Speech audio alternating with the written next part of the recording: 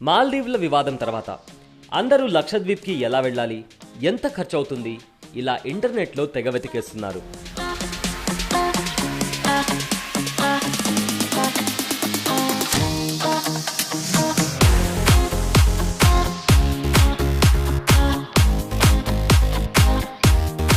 అయితే లక్షద్వీప్ వెళ్లాలంటే ప్రయాణికులు ప్రవేశ మరియు నివాస పరిమితి రూల్ 1967 ప్రకారం నిర్దేశించిన ప్రవేశ అనుమతిని పొందాలి.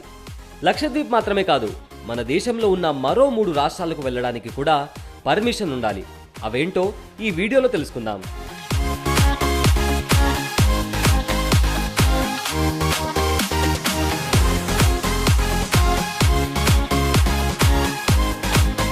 మొదటిది అరుణాచల్ ప్రదేశ్. ఈశాన్య రాష్ట్రమైన అరుణాచల్ ప్రదేశ్ ని సందర్శించాలనుకుంటే ఇన్నర్ లైన్ పర్మిట్ ఉండాలి.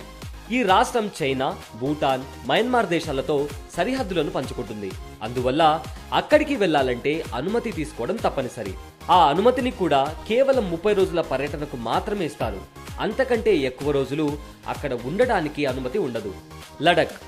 లడక్ పాకిస్తాన్తో సరిహద్దును పంచుకుంటుంది.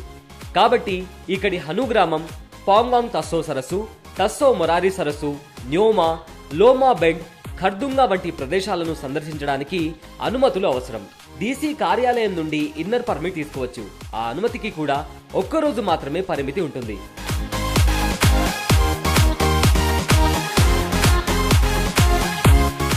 నాగాలాండ్. మరో ఈశాన్య రాష్ట్రం నాగాలాండ్లోని కోహిమా, దిమాపూర్, మోకోక్చుంగ్, ఓఖా, మోన్, ఫేక్లను సందర్శించే వ్యక్తులు కూడా అనుమతి తీసుకోవాలి.